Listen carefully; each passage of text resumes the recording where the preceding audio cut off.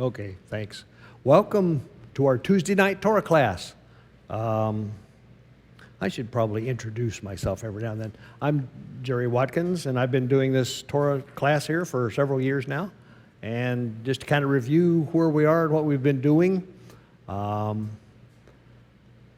way back in Yeshua's time, they had already had this practice of dividing the Torah, the first 5 books of the Bible, up into 54 portions. They call them parashot. A parashah is a portion, or parsha they sometimes call that. And if by dividing it into 54 parts, if you do one a week, you can go through the Torah in a year. And so that's typically the way it's done. We decided as a group that we would just go through. When you do that, you're moving along at a pretty fair clip. And a lot of times you get portions that you don't get to the end of because you run out of time. And so there's things that you kind of skip over or you rush through. So we decided what we would do is we'd just start and we'd go for an hour and a half, and then when we're hour and a half's over, we'll quit and we'll pick up where we left off. So that's what we're doing. So that's why we're not exactly in sync with what they usually do or what they traditionally do. However, that being said, last week we finished Exodus. So we've been through Genesis and Exodus. I should also say that the custom or the methodology here is whenever you get through with Deuteronomy, at the end of Deuteronomy, you just pick up at Genesis 1:1 and go through the whole thing again. So most of the people here have been through this at least once or twice. I've been through it many times, and I used to think that was, well, I didn't used to, but at one time I thought that was a dumb thing to do, because once you know it, right? But here it is. I'm going on 20 times I've been through this thing, and every time I go through it, I learn something new. So I'm a firm believer in going through it every year, one way or the other. So anyway, last week we finished Exodus. At the end of Exodus, they had completed the construction of the tabernacle, and they had everybody, they set it up, and God came down and inhabited the tabernacle. His big cloud of pillar of fire came down and sat right on the tabernacle, and it was a pretty dramatic ending to the book. We had a little time left over last week, so we just kind of did an overview of Leviticus. And there were some things about Leviticus. I know I'm repeating myself, but that's okay. Things about Leviticus that make it a unique book, and we talked about it a little bit. One was this picture here. This picture is from a website that you can go look at, and I would invite you to do so. It's called The Bible Project, thebibleproject.com. There's a lot of, it's done by what my friend John calls the antinomial Christians. That is, they're the New Testament kind of people, but boy, the stuff is really good, and it applies. They're Bible scholars without a doubt, and they've done a good job. And this picture, this diagram, is an overview, a graphical overview, if you will, of the book of Leviticus. And we talked about how Leviticus is of a specific form. First of all, Leviticus sits right in the middle of the Torah. You've got Genesis and Exodus on one side, and you've got Numbers and Deuteronomy on the other. So there's a form, a structure that they often use in the biblical literature, if you will. They call it a chiasm, and they get the name chiasm from the Greek letter chi, which is essentially an X. And so that the idea is it starts at a broad way, and it focuses down to a point, and in the middle is the point, and then it continues on and broadens back out again. And we found out that Leviticus is the central point of the Torah, and Leviticus itself, the book itself, is also arranged in that kind of a form. And if you look at it, the center is chapter 16 and 17, the Day of Atonement. I didn't ever know that. It's only recently that I figured that out, and I figured it out because of these guys. But it's important whenever you think about it, because the Day of Atonement really is kind of the centerpiece of what God's plan is. We'll talk about that. Anyway, I got carried away. We're in Leviticus 1:1, and the way we typically do this, John has something. Yay, John has a question. I did not. That's a very good idea. Before we start, let me do that. Let me pray. Father God, thank you very much for meeting with us tonight. Thank you for your Torah. Thank you for this group of people that came out to look at your Torah, to study your Torah. I'd ask that you would just inhabit our conversation tonight and help us to learn a little bit more about who you are, about why you do the things the way you do them, about what you require of us, about how much you love us. And we just thank you in advance for the blessings that we know we're going to receive for studying your Torah. In Yeshua's name, amen. Okay, thank you, John, for that. I always tend to forget something like that. I'm sorry. The way we typically do it is we read a portion, a small passage, and then we talk about it. I have books, if you're interested. I don't have any with me tonight, but there's a book for Leviticus, and the way it's done is it's done exactly the way we do it. We read a little passage, and then there's questions here, and you can work through here and you can answer the questions, and the questions are what we talk about. They're usually they're not necessarily questions that are real earth-shattering. They're just something to make sure you understood what you just read, to make you think. So you'll see, you'll get the hang of it as we go through this. So with that in mind, would somebody like to read Exodus chapter 1? Chapter 1. It's only 17 verses. I found out something very interesting. Leviticus, not Exodus, Leviticus. Leviticus, the chapters are short. So we'll probably cover a whole bunch of chapters tonight. That'll make you feel like we're really, really moving right along. So somebody want to volunteer to read Leviticus chapter 1? We've got to take the microphone because not only does it enable us to hear you better, the people online can hear too. Testing.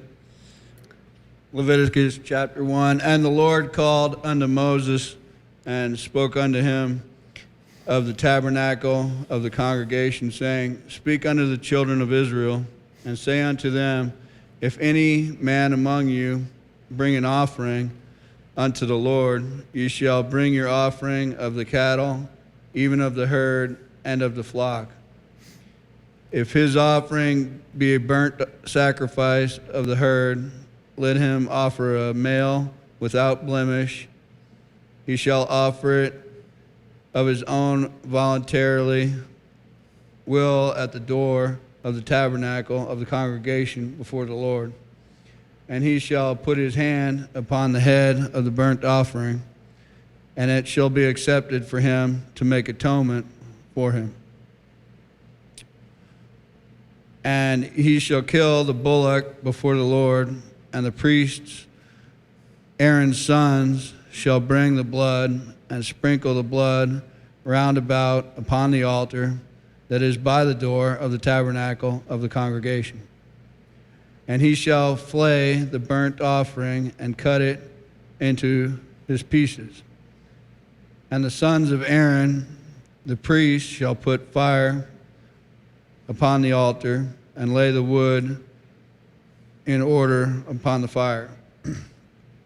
And the priests, Aaron's sons, shall lay the parts, the head, and the fat in order upon the wood that is on the fire, which is upon the altar. But his inwards and his legs shall he wash in water, and the priest shall burn all the altar to be a burnt sacrifice and an offering made by fire of a sweet savor to the Lord. And if his offering be of the flocks, namely of the sheep or of the goats, for a burnt sacrifice, he shall bring it a male without blemish. And he shall kill it on the side of the altar, northward before the Lord. And the priest, Aaron's son, shall sprinkle his blood round about upon the altar. And he shall cut it into his pieces with his head and his fat, and the priest shall lay them in order on the wood that is on the fire, which is upon the altar. But he shall wash the inwards and the legs with water, and the priest shall bring it all and burn it upon the altar. It is a burnt sacrifice, an offering made by fire of a sweet savor unto the Lord. And if the burnt sacrifice for his offering to the Lord be of fowls, then he shall bring his offering of turtle doves or of young pigeons. And the priest shall bring it unto the altar, and wring off his head, and burn it on the altar, and the blood thereof shall be wrung out at the side of the altar. And he shall pluck away his crop with his feathers, and cast it beside the altar on the east part by the place of the ashes. And he shall cleave it with the wings thereof, but shall not divide it asunder. And the priest shall burn it upon the altar, upon the wood that is upon the fire. It is a burnt sacrifice, an offering made by fire of a sweet savor unto the Lord. Thanks. This is, what can you say? There's a lot of stuff that we can look at here. I feel obligated to at least point out that this, to me, this is always a little bit difficult because it's rather graphic, and you read it, it sounds kind of repetitive, but it turns out there's differences here, and we're going to look at it so we know all about what's going on here. And this is also very typical of what we're going to read for the next 6 chapters or more. Okay, but let's talk about it and go back to the very beginning of it here. First of all, this portion, and as a matter of fact, the entire book of Leviticus, the Hebrew name is Vayikra. And Vayikra, translated, means, and he called. And the reason it's named, and he called, is right there at the beginning. It says, in verse 1, says, Yahweh called to Moses. So the he is God, Yahweh. Yahweh called, and he called. So all of the portions are done that way. Now, the Greeks renamed it Leviticus. Leviticus is, I guess it's Latin, and it means pertaining to Levi. So this whole book has got to do with Levi. I just wanted to do that. Then let me ask some questions here in a minute. First of all, before I do that, one other thing. The word, your version said offering. Actually, your version had the word offering, and it also used the word sacrifice occasionally. Most of the time, all English translations use either offering or sacrifice. But it's kind of a shame, really, because the Hebrew word is korban. It's transliterated as C-O-R-B-A-N, korban. That's one. It's masculine, so if it was, I think, plural is korbanot. But anyway, korban has been translated as sacrifice or offering, but the Hebrew word really means to draw near. Okay, it's not got a necessarily a connotation of sacrifice with it. It's more associated with being able to come near to God. This is God's method for enabling us as dirty, if you will, humans, to come near to Him. So the reason they think it's been translated as sacrifice and offering so often is because in ancient cultures, that's the way pagan worship was done. You had to sacrifice an animal in order to appease the gods. And it's different here. God's not asking to be appeased, really. He just, in order to come near Him, this is the method. This is what you have to do. So he talks in the beginning there. Where does he say the first verse, the second verse there, where is he going to tell you about these offerings? Where do they come from?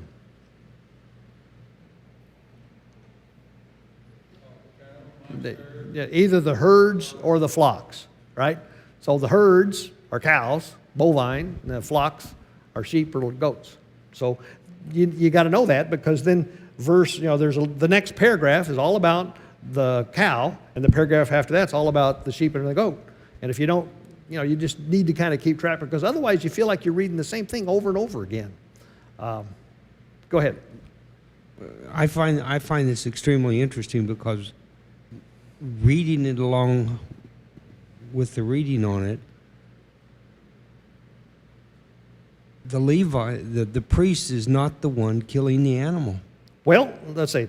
We talked about that a second ago. Let's read that and see what it says exactly. he is to lay his hand on the, this is verse 4.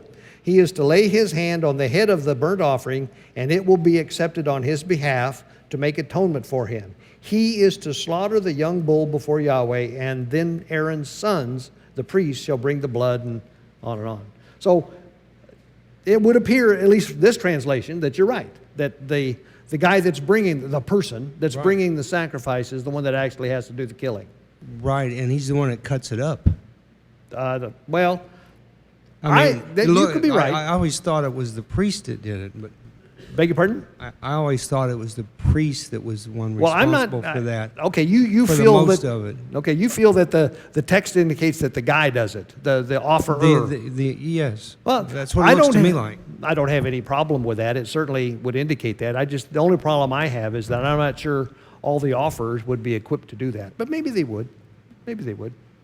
Backing up, did Yeah. you mean to indicate that the Israelites were following what the pagans did? No, It I did started not mean. long. No, what I was doing was trying to explain why the translators might have ended up calling that offering or sacrifice as opposed to something that more nearly means what karbon means. Because karbon does not mean necessarily offering or sacrifice. It means to draw near.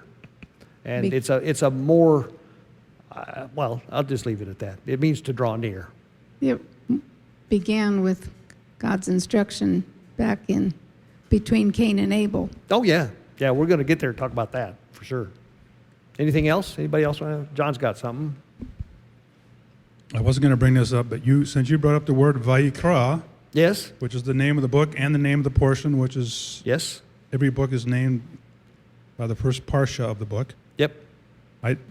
In my notes here, Vayikra ends with an aleph, and that's an enlarged in the scrolls. It's enlarged, and the next word is El, like olive lamed, and that's a shrunken olive. Really? Yeah. So in the Torah scrolls, you'll see that That's a big aleph and a small Right. lamed. Huh. associated with the word Vayikra. And also, we're talking about offering and sacrifices. What is the King James? It says, in his offering, korban, or korbano, be a burnt sacrifice. Both words are used there in English. What does yours say? It's ole is the other word. Which verse are you in? The first part of 3? If the offering is a burnt offering. Okay. From So the herd. it uses offering twice. Yeah. Which, this is all good because No. it indicates that there's some amount of struggle trying to get something that's consistent here. Yeah. So the Greek word for this offering, or I don't know, some translations say sacrifice, the Greek word means gift. Gift. Yeah, and we know that this was a like a free will. This burnt offering is like it's all burnt, it's all consumed, right? Yes. So it's a free will. It's voluntary. It's like a gift. Yes. Yeah. So Okay. I think the Greek really captures it pretty nice because it's a gift to the Lord. Okay, that does capture it nicer. I just, maybe it was just me, but I just struggle with this idea of sacrificing. And I mean, it's not that it's not a sacrifice, it's just that I wanted to get away from that concept of appeasing a God, you know? Yeah. Sure, that's a good point. Yep. So whenever you get into the question of, well, the pagans do that, well, there's nothing new under the sun. They always pervert what already exists. Exactly. That's how I Exactly. look at it. I agree. But I don't have any problem with, because Yeshua says, when you bring your korban offering, right? Yep. I don't have any problem with that because it's like, don't come to me empty-handed. Yeah. And if you're there, if you're asking for God to give you something, and it's contractual, which I Yeah. buy into, Yeah. you've got to bring it. It doesn't matter what it has to meet the requirement. Yeah. But if you're going to come and petition to me, don't come empty-handed. Yeah. That's fine. I think if we view it that way more consistently, well, this will make a little more sense. Right. Yeah, I agree. Instead of just, well, I hope that he's going to do it. I have this Yeah. this pagan god. Maybe he'll do it or something like Moloch or something. Well, yeah, that's the main thing I was kind of trying to guard against, is because the pagans, like you said, there's nothing new under the sun, and they're going to mimic this, but they typically have it from the viewpoint of, you better appease the angry gods or terrible things are going to happen to you. Right. And I don't think God works that way. But here the instructions are given to you, and so the question is, why don't you just follow these instructions? Yeah.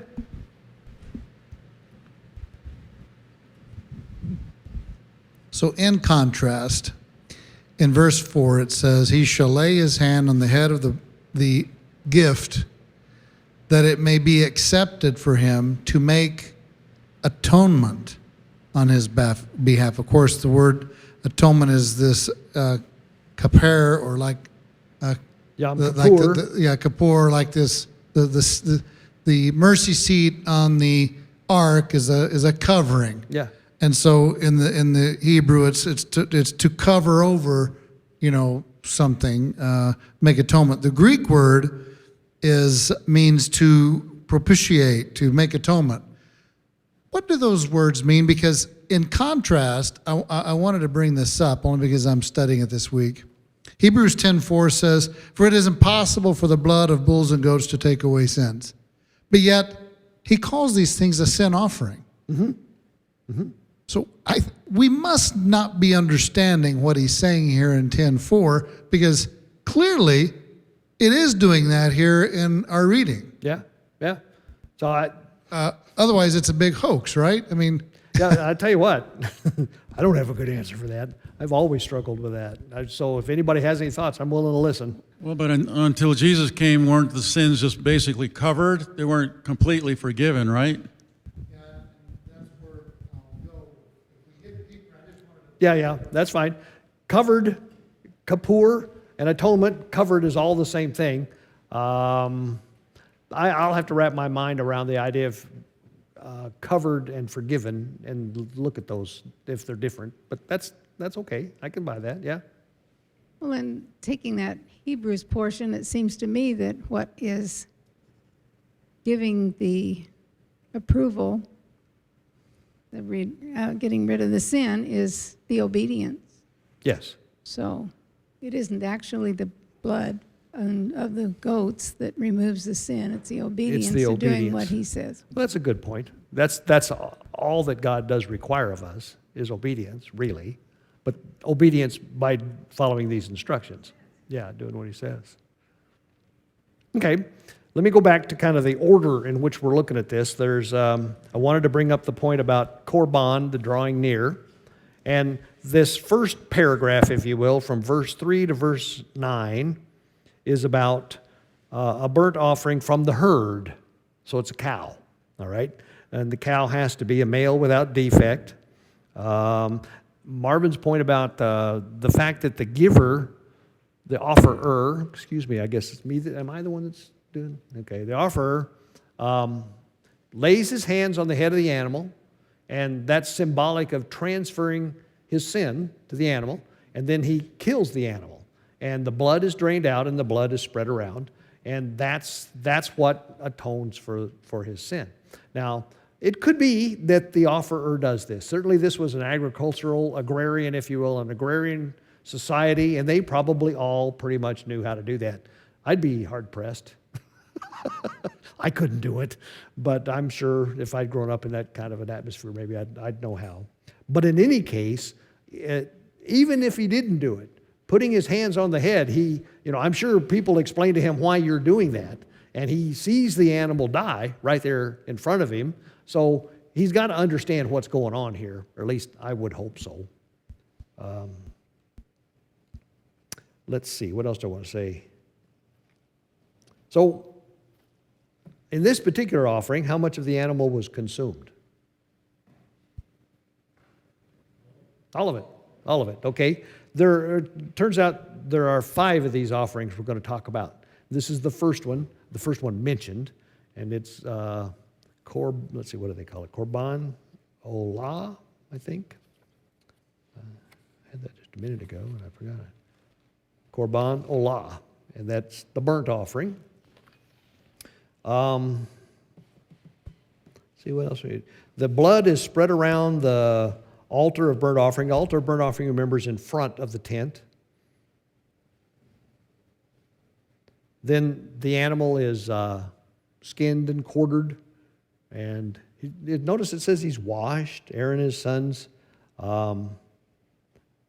wash the legs and the entrails, and the whole thing is arranged, set on the wood, and burnt up. And there we have that wonderful phrase that we'll run into 15 times in this book. At the end of that, at verse 9, it is a burnt offering, an offering made by fire, an aroma pleasing to Yahweh. Yeah. Jerry, on 9 on my version, it says the offerer is to wash the entrails and legs with water. Then the priest will burn all of it on the altar. Really? Yeah. Well, good for you. Mine just says he. No wonder you have the idea. I mean, like I say, I'm not arguing with you. Yep. What version? Yeah. What version is that? No, version. Okay. I don't claim mine's, particularly better. So the animal, what's the purpose of sprinkling the blood, do you suppose? I mean, there's one obvious answer to that. The obvious answer to the sprinkling of the blood is proving that the animal's dead, right? By sprinkling the blood around all over everywhere, you're demonstrating, yes, this animal died. The reason I say that is because I've read about, and I don't know whether it's true, but I've read about, some of these practices. They wouldn't actually kill the animal. They'd cut it up, maim it, and use some of its blood, but the animal remained alive. Well, that's horrible, and I'm sure God didn't want that. So that's part of it. The other thing, of course, the blood being spread around is just all part of this cleansing of sin whole thing that I don't really quite get yet either. Then let's move on to the next one. What's the next animal that's considered in terms of a burnt offering? Sheep or goats? Sheep or goats. And it's done essentially the same way. Okay, and it's it's so what what would be, do you suppose the difference is? I can ask this question later, but just for now, what do you suppose the difference is between offering a bull or offering a sheep or a goat? Why would you offer one and not the other? I beg your pardon? Okay, so I'll paraphrase. One is more valuable than the other. Yeah, the animal of most value is the bull. I mean, for lots of reasons. Bulls can do more. I mean, in terms of they can be a farm animal to pull a plow, and they're also quite a bit larger. So a bull is a more valuable. Yeah. Oh, what do you suppose he actually gives a direction for this one? Is on the north side of the slaughter place. Yeah. Isn't that interesting? There's little details like that. I'm glad you guys catch those too, because I don't know what's so interesting about the north side. Now, let's describe again where this is happening. The altar of burnt offering is in front, right directly in front of the tabernacle tent, the tent of meeting, okay? But it's inside the courtyard. Now, there's a ramp going up one side because, God will, I think we read about it in Exodus. The last chapter or so of Exodus talks about don't build steps up to my altar, build a ramp. So there's a ramp up one side, and that's for the Levites to carry up the pieces and put on the fire. And then there's you remember, in the middle of it is this big grate. And so ashes and stuff fall through the grate. So there's shovels and dustpans or whatever you want to call, ash shovels or whatever, to rake out the stuff and clean that out from time to time. Now that can be done on, obviously, let's assume that the ramp is on either the north or the south side. Let's say it was on the south side. Then any of those other three sides could be available to do the raking and the messing around. So I don't know. But anyway, so it says, what was on the north side? The blood. What are you talking They about? slay it on the north side. They slayed it on the north side. Okay, so that'd be where a lot of the blood was, obviously. And then what's the third animal type that is mentioned here. A burnt Birds. offering of birds. I think you said fowl, and then it specifically says a young pigeon or a dove. Now that's a much different animal to do that to. How did they dispatch that one? Let's see. Has someone ever described how they actually kill the cow, the ram, or the goat?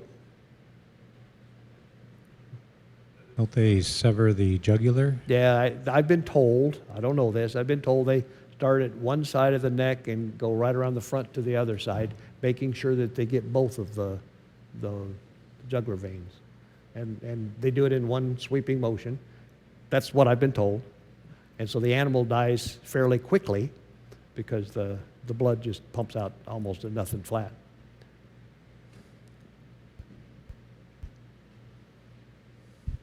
Backing up, you were asking about why sprinkle the blood. It says here in Exodus 24:8, Moses took the blood and sprinkled it on the people and said, "Behold the blood of the covenant which the Lord hath made with you concerning all these words." Good point. Proof the covenant Yeah, is between the Yes. two. Yes. Now that's a very good point. Now that the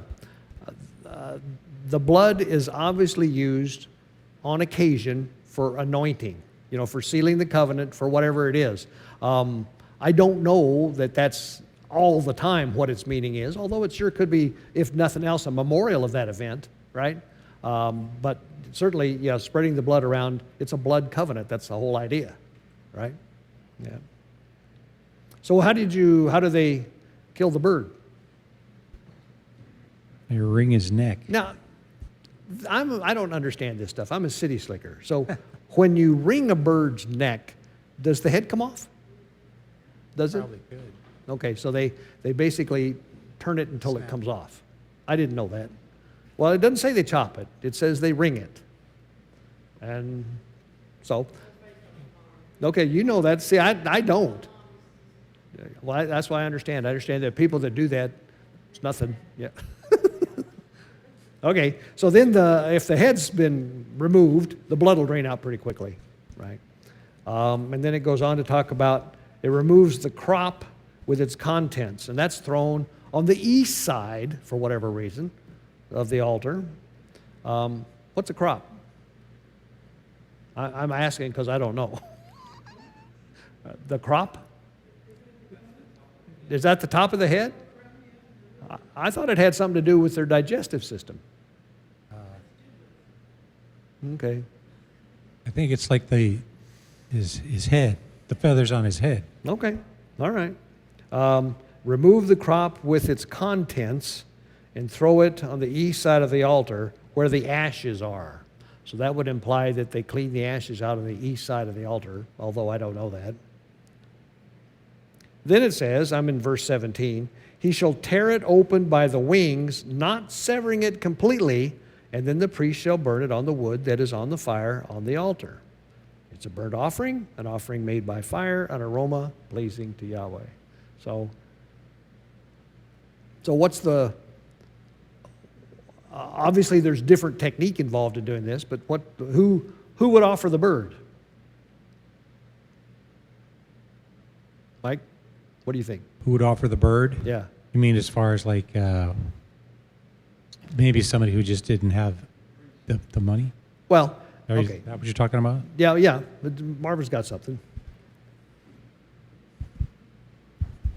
When I was in Saudi Arabia, they did this. Did they? They did this. They sacrificed animals. And the different animals that we see here were sacrificed based on economic class Yeah. because you might not be rich enough to have a bull or have an extra one. And so you would do a goat or a sheep. If you couldn't afford that, you would do a bird. Yeah. And so I think it's got to do with how rich the people are. I think it does too. As we're going to have some confirmation. Mike, there's... Well, it seems in this case it is the priest who's doing the wringing of the neck. Oh, that's true. That's true. Ward's got something.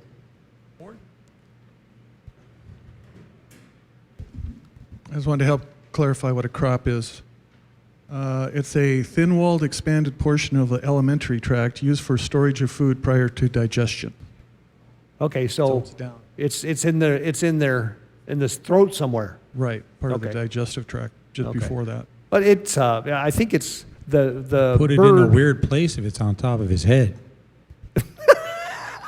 That's right. It's the bird equivalent of the of something. It's the digestive tract, and I gather that a lot of that is the equivalent of the offal, as they call it, on the other animals. It's the not quite completely processed food. I don't know what it is. I'm not the farm boy for sure.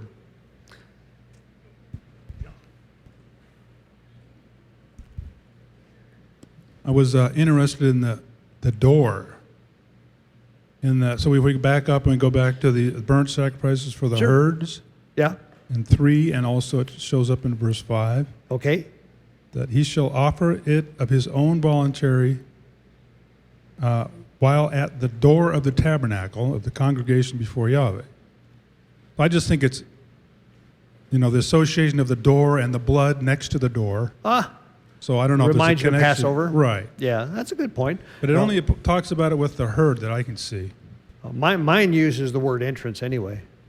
So, but that's a good point. I think drawing a parallel with Passover is probably appropriate. So anyway, this is one out of 5, I believe, types of offerings. And this is called the Korban Olah, otherwise known as the burnt offering. And it is distinctive in that the animal is completely consumed by fire and that it's voluntary. Okay? This is not a required offering. This is a voluntary offering. But we'll find out that it's required if you want to draw near. Is it, you say it's not required? It's Or- it's voluntary. Voluntary, but if you sin, this is what you do. No, well, there is an offering called the sin offering. Okay. This offering here makes just- atonement, and it's for all. I'm a little confused. For all practical purposes, it's required because you can't draw near without it. So, but let's go on, and maybe we'll get this kind of cleared up in our own brain as we move on a little bit more. Any other thoughts about that? Marvin's got something. I think basically it's based on the heart condition, like Whether or not you want to do it. whether you or not Yeah. you want to do it. Yeah, it's one of the purposes of it is to indicate your submission and willingness to do whatever it takes to get right with God.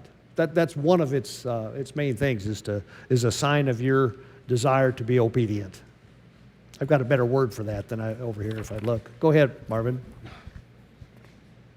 I really don't know how to ask the question. Good. I understand is to draw near, but how often would people do this? Well, I mean, you've got all the feasts and everything and the holidays and, Yeah. and certain times to do things, but this seems like this is over and above that. And would you do it once during your lifetime? Would you do it once a year? Would you do it, well, they have the morning and the evening offering. That's what this is. The morning and evening offering is an Olah offering. So it happens at least twice a day. Now, who gives that one? I don't know. I really don't know. Maybe it's the kind of a thing where it rotates around the congregation, from week to week. I doubt that they would assign it. I guess I'm making this up, but I guess optimally it would be based on the fact that people want to do it. It's I'd like to do it this week. I'd like to offer the Olah offering for Tuesday morning or whatever. Mark. So you heard me speak, I don't know if it was this last week or the week before, that when Yeshua was born at Bethlehem, the shepherds were tending sheep, but they weren't just any sheep or any flock. They were special men, maybe Levitical men, attending the special animals that were going to be used for that special offering For of the the daily- morning yeah. and evening offering. Yeah. So that's where the animals came from. They were set aside specially, tended by special people Yep. for that special morning and evening offering. Okay, that makes good sense. And those sheep would become, let's see, the Levites that were taking care of those sheep would get them more or less, certainly from the people that donated them or that offered them. Yeah.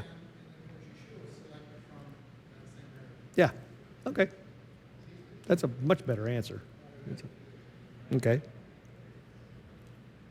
Okay, so that just gets you, that to me, this is just a kind of the beginning, because we've got this, we now understand what an offering looks like, and we know the details about the specific one of the Korban Olah.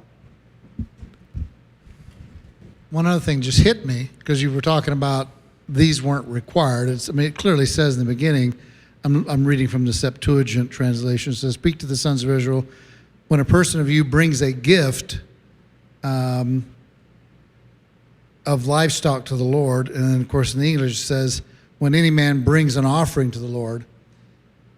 So this is just something given. So was the Almighty, Yeshua's laying his life down, was it a requirement? Yeah, I see what you're saying. So The he answer is- himself really was a gift. I mean, he didn't have to do it. He did it to fulfill his promises and oath, but it's literally a gift like these are. Yeah. So there's a lot of parallelism here in what Yeshua, not only in his birth location to these animals, but also to this offering in him. Yeah. Well, let's say, I think, Ron kind of had a good point when he said it's a heart issue, because if you don't have the right attitude about doing this, then you might as well not. If you're giving this grudgingly, or if you're doing it because you feel compelled to do it, God knows. It needs. Yes. Yeah. Yeah. Yeah. Well, yeah. Yeah. Yeah. Sure. Yeah. No, I think like I say, God's always been pretty good about judging you on the intent of your heart. That's really what it boils down to. So these ought not to. If these ever become onerous, I think that's why he told, who was it, that one prophet that said, your bulls and sheep are, they I don't know what was the word. They're odious to me. I don't want them. Don't do this anymore. I don't like your offerings. And it's because of the heart attitude with which they were given. So here it is. So Romans 6:23 says, "For the wages of sin is death, but the free gift of God is eternal life through Messiah Yeshua." Yeah. Okay. Great. Yes. It's funny that with the right heart, this is a fragrance unto Yahweh, but when you don't have the right heart, it's a bad smell. Yes, that's a good point. And this, whenever you say you don't have a right heart, the thing is Dave that's said odious. odious. Yeah. It's not only an individual thing; it's a corporate thing. Because you can imagine that certainly at some points in Israel's life, if you will, as a nation, they were going through the motions, and they didn't appreciate this at all. This was just a thing they had to do. It's like paying taxes, And that's when God said, I don't want that. That's not what this is for. If you're doing this out of compulsion because you feel like you're forced to, then you're not going to receive what they were intended for. And I don't remember where I heard that they were not only sacrificing for Israel and themselves, but they were sacrificing for the nations. Oh yeah. So through Israel and the Jews, they're making their sacrifices, they also atone for the sins of all the nations around the world. You can certainly draw that conclusion. It's in the Bible somewhere. I don't know what's that. But, Yep. Okay. One of my favorite statements is moving right along. So let's go to chapter 2. This was a good one because you now we're not in the deep end, but now we're in the pool. Okay, we know what we're talking about. Chapter 2 is a totally different ball of wax. Somebody want to read chapter 2? It's not very long. All right, I'll read it. Okay. And when anyone brings a grain offering to Yahweh, his offering is to be of fine flour, and he shall pour oil on it and put frankincense on it. And he shall bring it to the sons of Aaron, the priest, and he shall take from it his hand filled with fine flour and oil with all the frankincense. And the priest shall burn it as a remembrance portion on the slaughter place, an offering made by fire, a sweet fragrance to Yahweh. And the rest of the grain is for Aaron and his sons, most set apart of the offerings to Yahweh by fire. And when you bring as an offering a grain offering baked in the oven, it is of unleavened cakes of fine flour mixed with oil, or unleavened thin cakes anointed with oil. But if your offering is a grain offering on the griddle, it is of fine flour, unleavened, mixed with oil. Divided into bits and pour oil on it, it is a grain offering. And if your offering is a grain offering in a stewing pot, it is made of fine flour with oil. And you shall bring to Yahweh the grain offering that is made of these, and shall present it to the priest, and he shall bring it to the slaughter place. And the priest shall take from the grain offering a remembrance portion, and burn it on the slaughter place, an offering made by fire, a sweet fragrance to Yahweh. And the rest of the grain offering is for Aaron and his sons, most set apart of the offerings to Yahweh made by fire. No grain offering which you bring to Yahweh is made with leaven, for you do not burn any leaven or any honey in an offering to Yahweh made by fire. Bring them to Yahweh as an offering of the firstfruits, but they are not burned on the slaughter place for a sweet fragrance.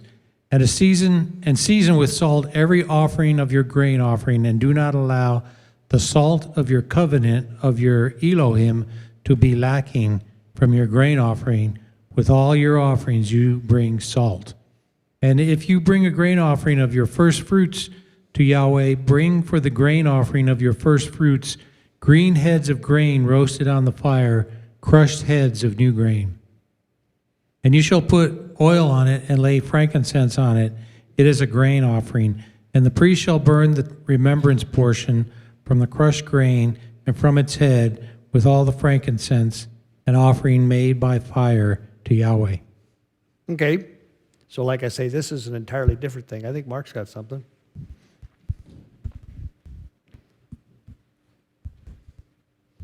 So the first chapter is what Abel brought, Yeah. and this one is what Cain brought, or should have brought. I should have brought. Because it does say that it should be choice flour, Yes. not just any flour, Just some. Yeah. it's choice got- flour. Yeah. Yeah. So there's something missing in this offering. And the other interesting thing about this grain offering is there's no animal flesh here. No, and it specifically then can't atone. Yeah. It's not for atonement because there's no blood. And so there's no sacrifice here. It's just strictly a grain offering. Yeah. Good point. No sacrifice, right? This is kind of like your meal comes with the main course and a salad. This is it's go ahead.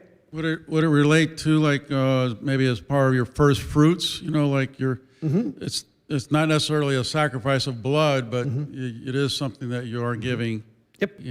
Based on. Absolutely. As a matter of fact, I think it's probably there's a lot of what goes on with God that, in my opinion, that involves us just thanking Him for sustenance. Thanking Him for the fact that we've got food to live on and things like that. And that's a lot of what this is for sure. Marvin. I think it's interesting because it brings up the leaven and the yeast, but it also, I didn't notice from reading this earlier, it talks about honey Yeah. and salt. I never caught that before. Yeah. Well, let's talk about that for a minute because this, I've got some thoughts on it and I don't have any idea whether they're right or not. Why wouldn't He want yeast in it?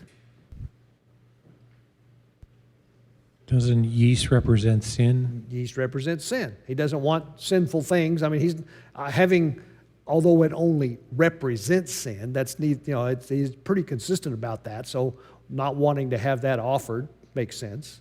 Honey, what do you suppose honey might be? I've got a a note on it, and I'm not sure I really like it. Honey may represent temptation. I don't know, and that's a stretch, but I read that somewhere.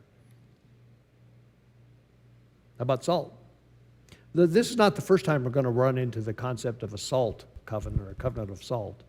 Yeah. I was just going to say that's a covenant. Tell me about it.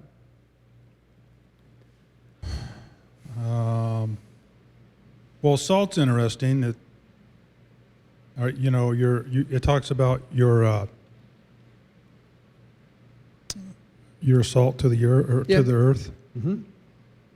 and I was just doing a study on that. And I kind of lost what it was. It's But the only one I can really identify with is it's a permanence. Salt is a preservative. right. And so it kind of implies that's why you should have salt, is because this covenant is a permanent covenant. It needs to be preserved Maybe throughout eternity. it could resemble like continuity, like Yeah. it's the symbol of perpetuity. Like, Yeah.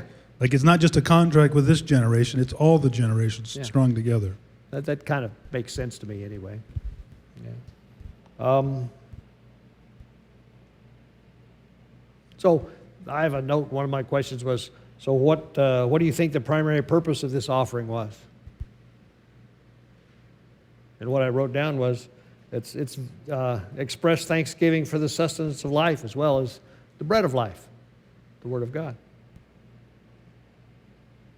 And then I made a special note, the lack of blood sacrifice meant it was not for atonement. Okay?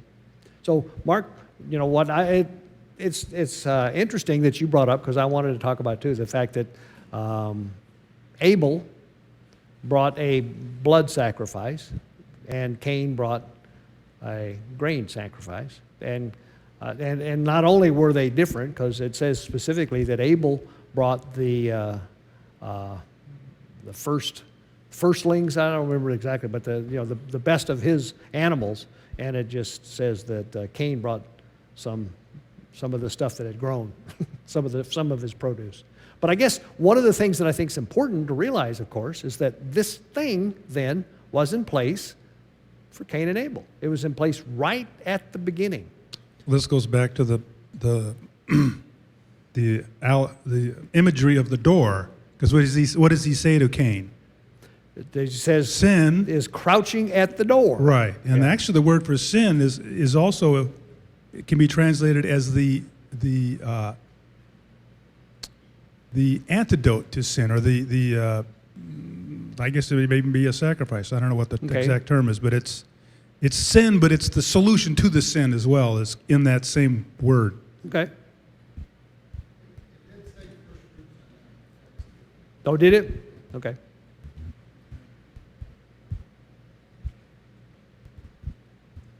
Honey has a lot of different values, and one of them is it's a wound healing, Okay. and it's antibacterial, as well as the fact it can be a replacement for sugar, but Yeah. which is your temptation part. Yeah. But somewhere I heard that the honey is the only food that is not perishable. You can't spoil Oh, really? or it can't be ruined Uh-huh. with deterioration or age. Yeah.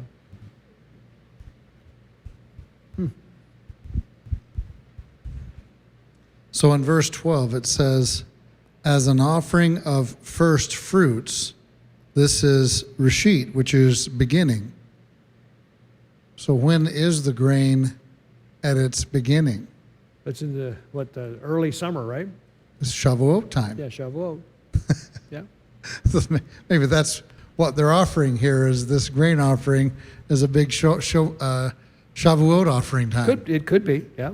But one of the things we're going to learn is that as when they describe these offerings, they'll describe often a burnt offering along with its grain offering. So they typically do the grain offering with a meat offering at the same time. Okay.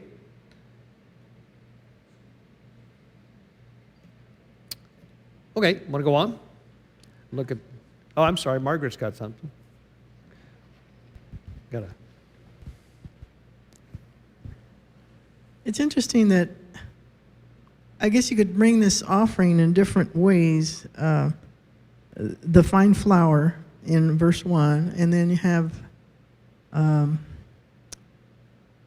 verse 4, bacon in the oven. And number 5, in a Grid- pan, Well, you can griddle cakes, yeah. right? And then 7 in a frying pan. And Yeah. it's interesting that which one it says it needs to be torn and then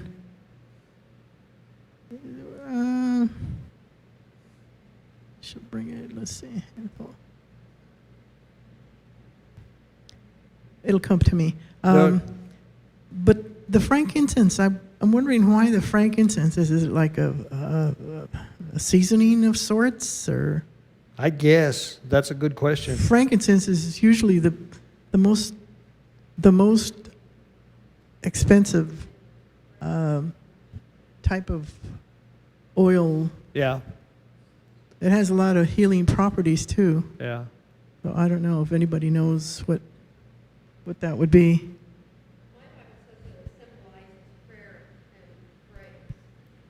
The frankincense, okay. Is frankincense a spice or? Yeah, essentially. Yeah. Well, there's definitely much more that I don't know than that I do know about this. Let's move on. Chapter 3. Oh, there was one last thing before we left that. I get to do this. The memorial portion. It talks about if you bring grain. Well, let's see.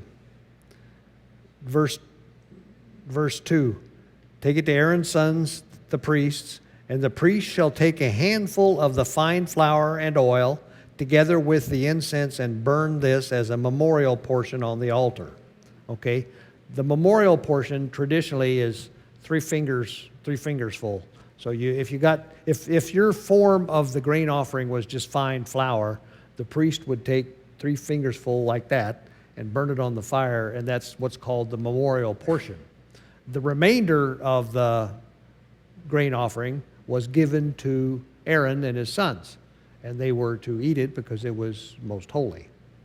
Okay, so the grain offering was not totally consumed, for what it's worth. But I felt like I needed to point that out because that's what it says. Is that part of their tithe? Yes, well, let's see, say it was part of their tithe. Probably it was. They would tithe from their grain, their flour. That's probably true. Yeah. And so the vast majority of it went to the Levites because, a memorial portion is not a great deal. Yeah. We're gonna. I should have gone back. Okay, I'm just trying to wrap my head around all of this. So, going back to Mark, Cain, and Abel, do you think like we go back to verse 1 with what you say, the cover over in the sin offering because Adam and Eve sinned and they had to sacrifice the animals to cover their sin? Well, then you go back to the grain offering, kind of praise and worship and toil. That could certainly fit. It has been pointed out to me before that it says right after God evicted Adam and Eve, he clothed them, gave them animal skins to clothe themselves with. That right there had to be the first animal sacrifice, right? So what you're saying makes sense. Now, I hadn't thought about the grain offering part of that, but it could be. Again, I keep going back, and it kind of leads me in a funny path, but I keep going back to the draw near thing. It's God wants to fix this. And in order to fix it, because God's got this perfect sense of justice, certain things have to be paid for, certain things have to be done. And this is his way of getting that. Yeah. So to the degree that that all fits.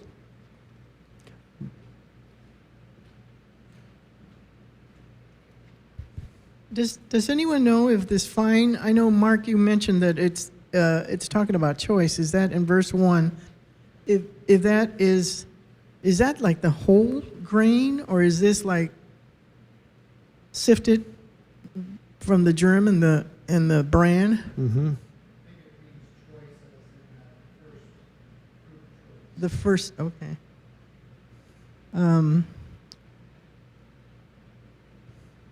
I found the torn in pieces here on 6. If it's baking in a pan, thou shalt put it in pieces and pour oil on it. Mm-hmm. Mine says crumble it and pour oil on it. Yeah. In other words, tear it up and pour the oil on Now it. that's the one that was made as a, In the pan, so it was like a cookie. like a big cookie, right? Yeah. Okay. Like a big tack bread. Yeah.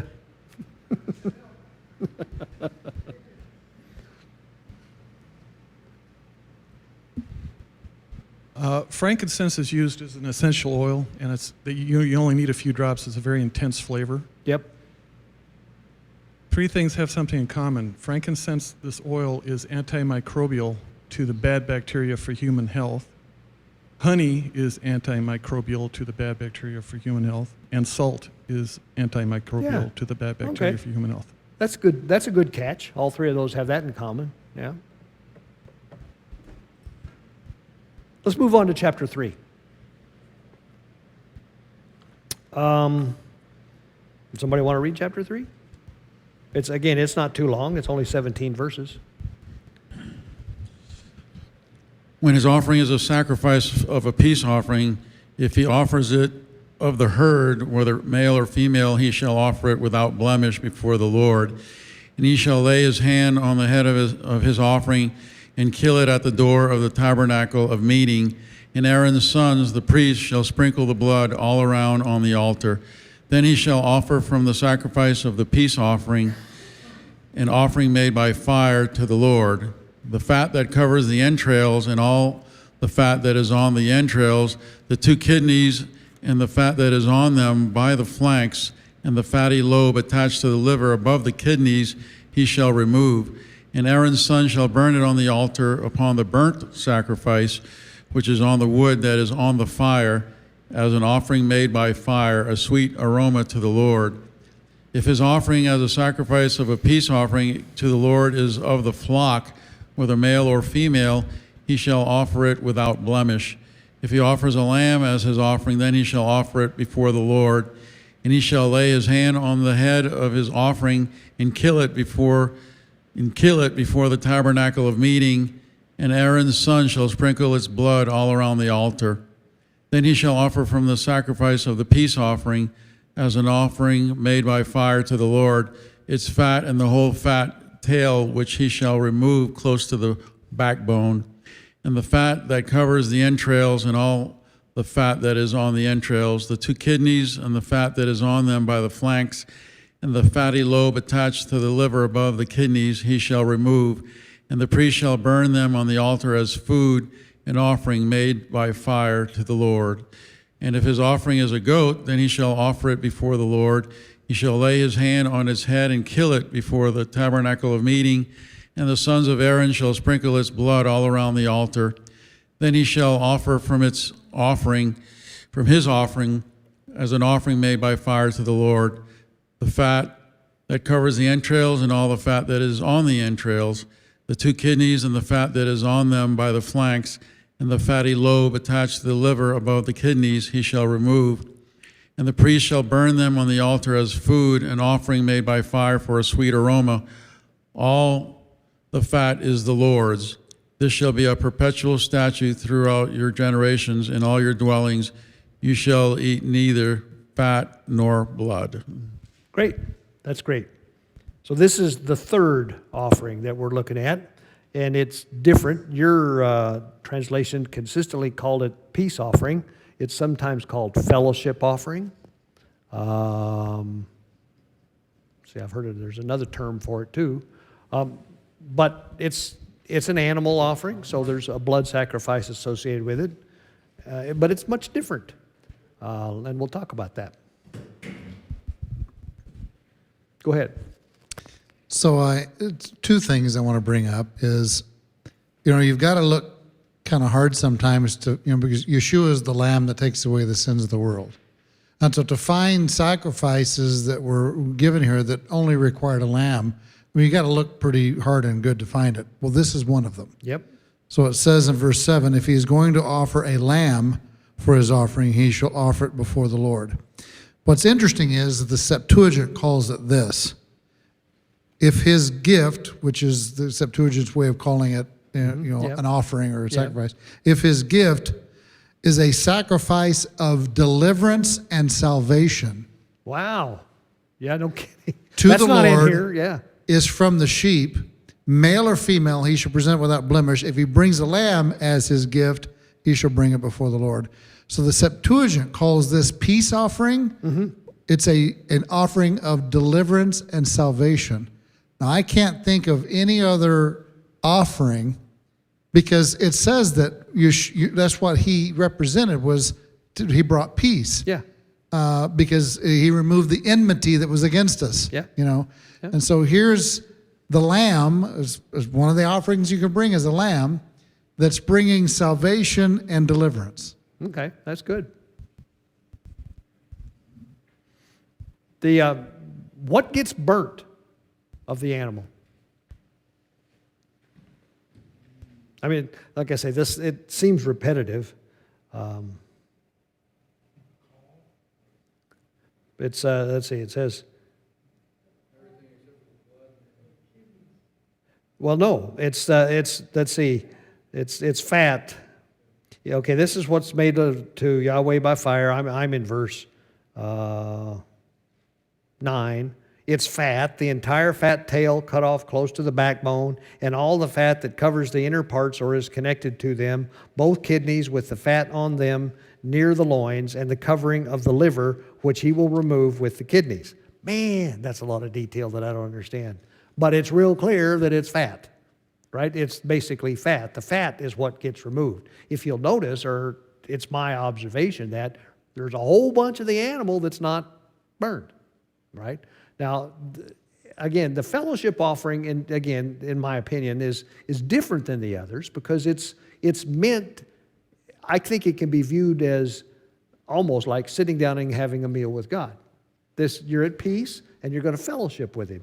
You don't do this one till you've taken care of your sin, until you've demonstrated your commitment by the burnt offering. But after that, then you can have fellowship. You can commune and have a meal with Him. And so a lot of the fellowship offering is consumed by Aaron and his sons, and I believe even the offerer and maybe guests of the offerer.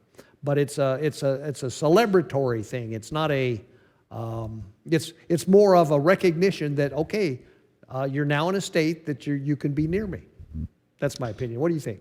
So, and I like the fellowship term too, because if the northern kingdom wanted to have fellowship with God again, they needed to accept that offering. Yep.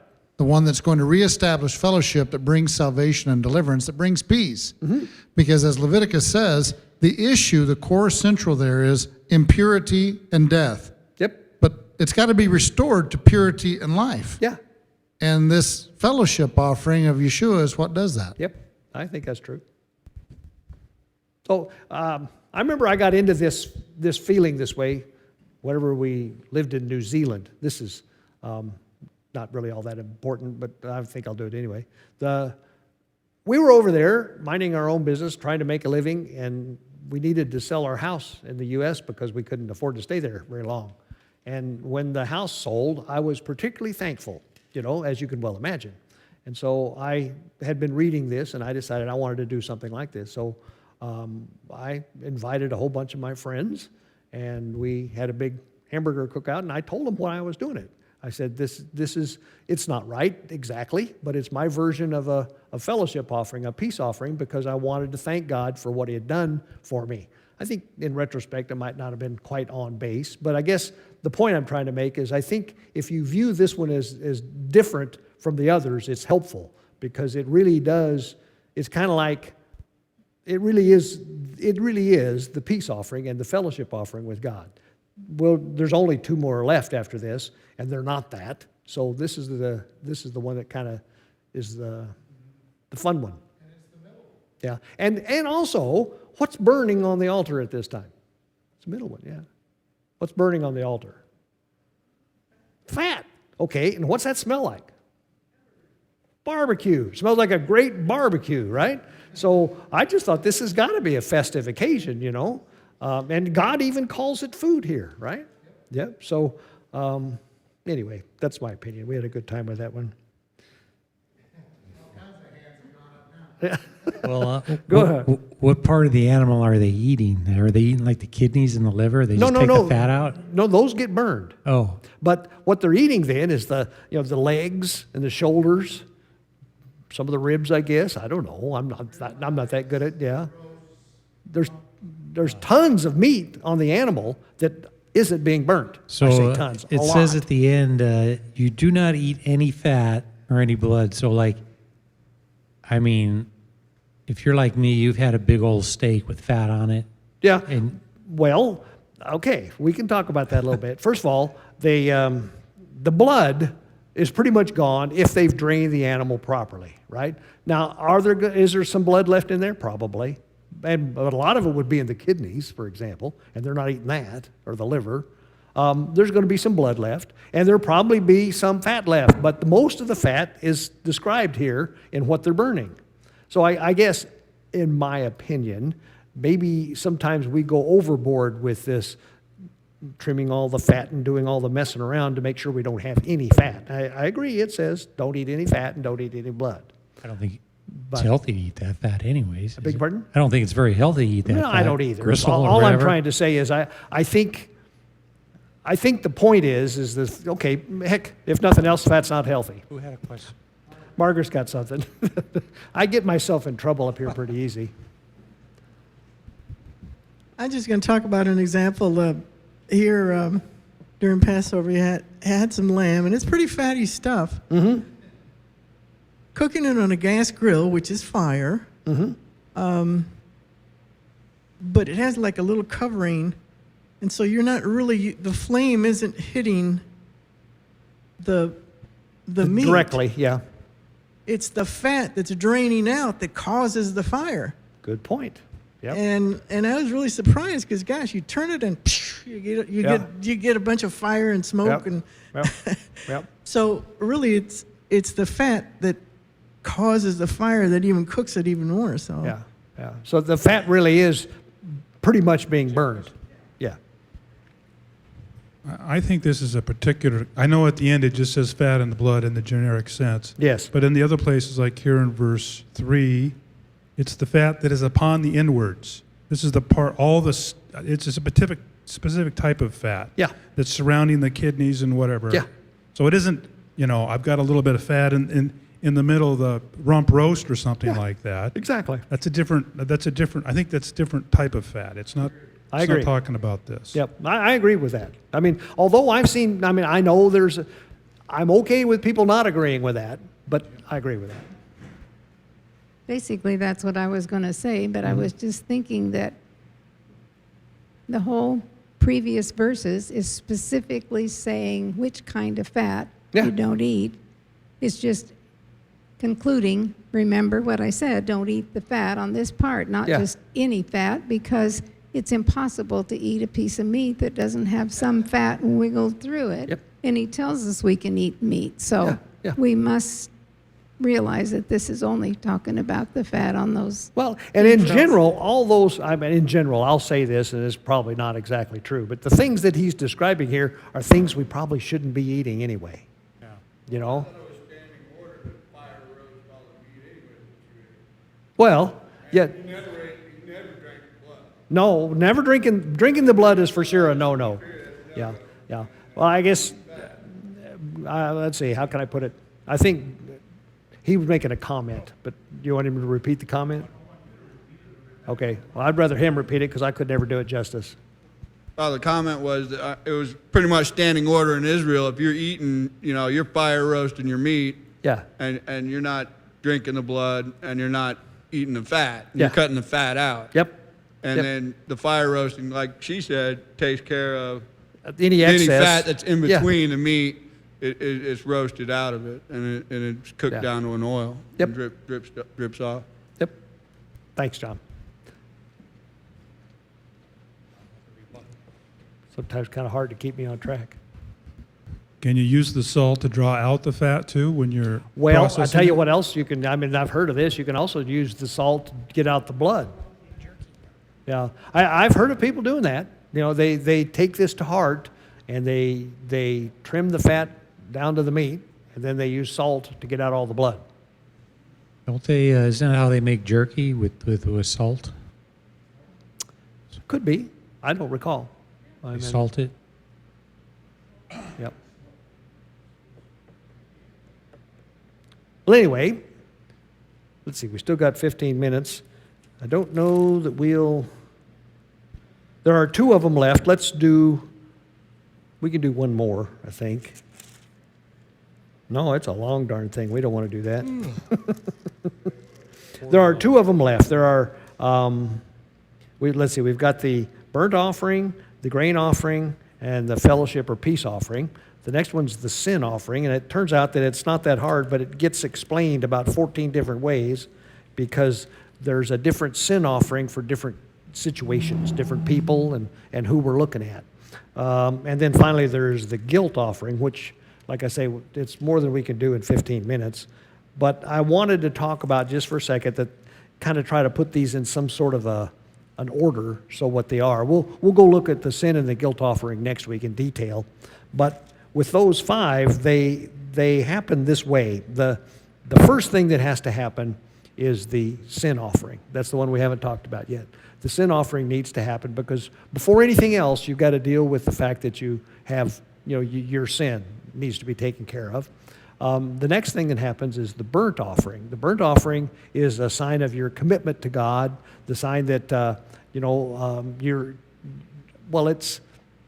this is pushing it a little bit, but it's kind of like repentance. It's basically saying, okay, I've paid for the sin, or the sin has been dealt with. Let's say, I wouldn't say I've paid for it. The sin's been dealt with, and now I would like to reaffirm that I'm reaffirming my commitment to you. And then after that is the fellowship offering. Okay? See, I'm pretty sure that's right. Yep. Sin, burnt offering, fellowship offering. And the meat offerings all come with those grain offerings. Each one has a grain offering that goes along with it. And so basically it's dealing with the sin, recommitting to God, and then enjoying fellowship with God. The guilt offering is only different than the sin offering in that it involves restitution. So sin, there's different kinds of sin, obviously, but there's sin against God or sin against, we're going to talk a lot about inadvertent sin and other things that restitution is not demanded for. Restitution is demanded for sin against another person. If stealing his sheep or, stuff like that. And God's very strict and very precise about what restitution looks like. And so the sin offering goes along with the guilt offering if restitution is part of the situation. Now, that sounds complicated, I guess. In a way, given that when we started the evening, we hadn't dealt with any of this. You come back on it, and you can kind of see some sort of structure here. You can kind of see that it kind of makes sense. And even though it's a strange, in my opinion, it's a kind of a strange beast. It's hard for me to get my mind around completely. It's not beyond us. We can get this. Yeah. Can I go back to the beginning when we were talking about the book in a general sense? Okay. It's called Leviticus, but really, more precisely, it's the priest. It's the book for the Kohanim. Yes. I have Glenn McWilliams says about the book of Leviticus. The traditional rabbinic name of the third book of the Torah is Torah Kohanim. So I guess the Torah of the command, the Torah for the Kohen. Instructions for the priest and instructions of or by the priest. So that's kind of interesting, I think. Okay. I wanted to say one other thing about this too, and that is that for a long time, for certainly most of my Christian life, I believe these things have been done away with. Yeshua had died on the cross, and that was what was required. We no longer needed to do this. But that doesn't seem to be consistent with Scripture, because certainly Ezekiel spends numerous chapters telling us what this is going to look like in the new Jerusalem. And so I don't believe anymore that these are going away. I think that they're going to be reinstituted. They're going to be reestablished. And while my city slicker pansy mind has a hard time with this, I'm gradually getting to understand that this is God. This is what he requires, and I need to do the best I can to understand it and to certainly get on board. Now, do you have any comments or any thoughts about what we're looking at here? Yeah. There's you first, but Well, just the part about doing the sacrifice, the actual killing of the animal, that type of thing. Mm-hmm. I don't know. If we had our own little farm and we had our own, we're doing all that stuff, it might just become. I mean, I've kind of got used to it when we've done it. I've done it a few times with the lamb. Mm-hmm. So I don't know. I can seem to be able to separate myself from it. Yeah. But so the point is, I think once you're on once you get used to doing these agricultural things, I would think it's going to become second nature. Well, I tell Maybe you not. what, one of the things that you said triggers me, and that is that makes me want to definitely be a part of a community. Because if you're a part of a community, then you can have people that are good at this and appreciate this, which I'm probably not one. But I've got other things that I can contribute to the community that I am. So that a lot of this stuff pushes me toward community. Yeah. It never went away. It's still practiced in the Christian Middle East. In where? The Christian Middle East? Yeah, it never Okay. went away. We still practice as Jewish or Christians. Mm-hmm. We still practice it. Well, okay. It's not done. One of the things that did go away is the temple, right? This was supposed to be done at the temple, all right, where God dwelled. As a matter of fact, one of the things that he says in Deuteronomy, we'll get there, is that this, not exactly the same thing, but he says, don't, whenever you slaughter an animal in the field for meat, okay, you can do that, but don't do that as a sacrifice. Do that as food. So the sacrifice, the drawing near, the korban offerings are supposed to occur at the place that he dwells so that we can enjoy fellowship with him. And that I'm not totally disagreeing with you, but I'm saying that while there may be practiced, I don't know that it's exactly what we're reading about. The one that's going to be reinstituted is going to be reinstituted in the temple that literally has been set aside, and God's going to be dwelling there. That's the one I think Ezekiel is referring to. I hope that's all right. No, it is, but what I'm trying to say that we do practice this on a Yeah. daily basis. It's just not practiced here in America, but it is practiced. Okay. Well, I certainly agree with that because I've seen it happen. Yeah. Well, when they supposedly build this new temple, aren't we looking for the sacrifice? What does it say in Daniel that when the sacrifice Yeah. is put a stop to, Yep. that's the sign that Yep. we're looking for? Theoretically, the morning and evening sacrifice will be reinstituted, and what we're looking for is when that stops. Yeah, that's what. Yeah. So the relationship to Yeshua, if you're coming at it from the house of Israel point of view, Okay. right? Before the sacrifice of Yeshua, the house of Israel couldn't draw near. They can't get past even the middle wall of partition, as it talks about in Acts. Yep. You don't have the authority. You're trespassing to bring your korban offering. Yeshua talks about bringing the korban offering. But if you have aught with your brother, or your brother has aught with you, however it says, So he's not. The bill of divorce, which we talk about a lot in our congregation, was the impediment that's kept us from doing all of the Torah, and this is part of the Torah. It's doing the second. We don't have the altar service yet, and it's interesting how they were talking about how in some Christian circles they're doing that. Yeah. So the question is, do you have the authority to do that? And I would say yes, because if I'm from the house of Israel, I have overcome that divorce by the blood of Yeshua to allow me to do the Torah in full. That's a very good point. Yep. Now, didn't Yeshua take up the priesthood for us? Well, So no. is there a legitimate priesthood anymore? I believe that the blood sacrifice he made is it. Okay. Everything else was a foreshadow for that final event. Well, certainly the bloodshed or the Because now we can approach boldly, yeah. right? And not have to worry about that sacrifice because he has already paid it one time. We are now in a position, like John says, where we can go legally to God. Right. Okay. I don't think we can practice this until the temple is rebuilt. But I think we can. I think we are in essence priests. We're priests. He was a high priest after the order of Melchizedek. Yeah, he's the high priest. Yeah. There is And the family we're the priesthood. priesthood of believers. Right. And we now have the legal right to come near. But how this is going to look with respect to the physical offerings that we're looking at here, I don't know. I mean, Right. yeah. It says in Ezekiel that it's going to happen. That we'll see it. Right. So.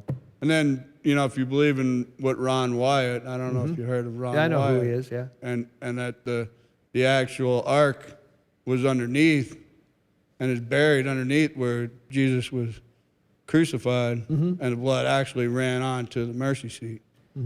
So. Well, that could be. I believe it, faith-wise. Yep, that could be. I wouldn't have a hard time. I would have a hard time arguing against it. Because I think everything everybody did all the way up to his sacrifice was, just to show the story, Well, certainly all the feasts, for example, a lot of what God's asked them to do foreshadowed the coming of Messiah. There's no doubt about it. All the way from the beginning, Abraham, Yep. about to sacrifice his son. Yep. But I don't think we're done yet. No. Yeah. Okay.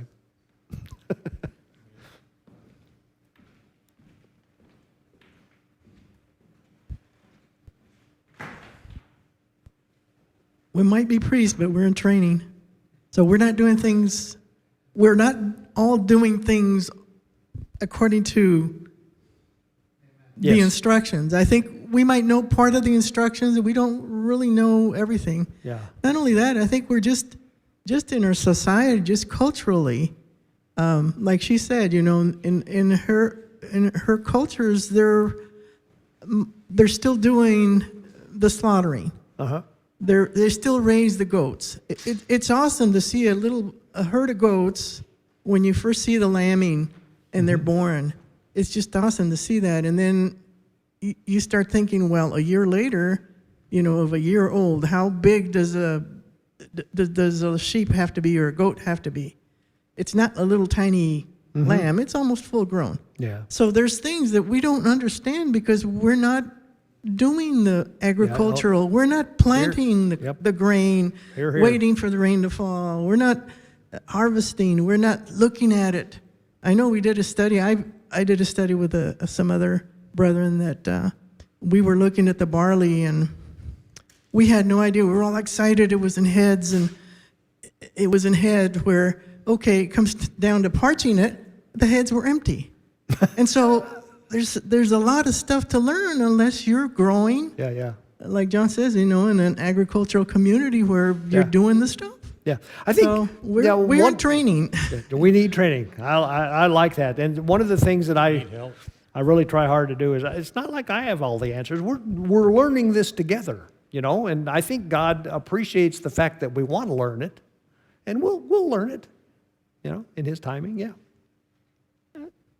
Perhaps it's like, since in chapter 3, verse 17, it said this is to be a perpetual thing. Yes. So was the Sabbath. But they didn't celebrate the Sabbath for 70 years, so they had to go into captivity Yeah. in punishment for it. Perhaps we'll find someday that since we're not sacrificing as He instructed, we'll get the consequences.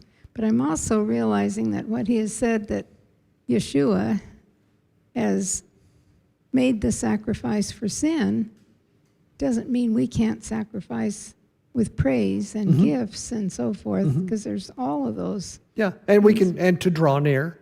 Yes, it's the, yeah. It's time to quit. Or did you have something you want to say? Well, you don't have to be too quick, but. I'm going to use an example, the Greek church in Okay. America. If you go there, you will see how they worship by the Bible, how they sacrifice, how they give gifts.